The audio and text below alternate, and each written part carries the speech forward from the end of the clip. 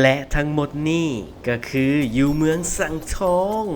เพราะนี่มีทั้งม้าให้ขี่มีนกให้เบิงแล้วก็มีขั้วให้ข้ามแถมยังได้ย่างชมวิวบึงดอกบัวงามๆเพราะนี่คือหาเรื่องเที่ยว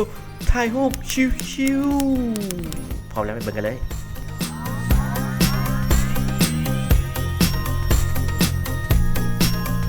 ก็มาเจอกันเช่นเคยเมื่อนี้เขาก็อยู่ที่อย่างคนที่ใส่ว่าสเตเบิลนั่นเองซึ่งเป็นส่วนของมาฟิวยุโรปนั่นเองซึ่งไอตินุยเพิ่นก็ได้พาเขามาเลาะมาเล่นถ่ายรูปนำมากับนางแบบคนสวยนั่นเองเพราะคนว่าจะพาน้องมาถ่ายรูปแล้วก็พาน้องมาขี่ม้าน้องว่าอยากเป็นเจ้าหญิงดิสนีย์ขี่ม้าไปหาพระเอกและในตอนเข้าไปนะครับก็จะต้องซื้อปีซะก่อนเมื่อได้ปีมาแล้วก็สามารถเอาปีที่ซื้อมานั้นมาแลกกับเครื่องดื่มอยู่ห้านเพิ่นได้เลยพอเพิ่นก็มีคาเฟ่เอาห้องอาหารพร้อมให้บริการ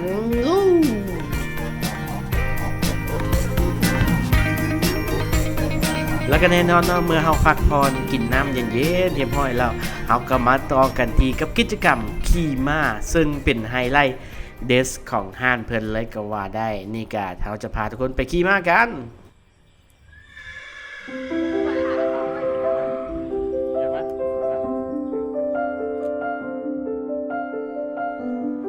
เรามาต่อกันเนาะย่างเลาะแล้วก็ฮอนมาลองเพื่อนอยากลองขี่ม้า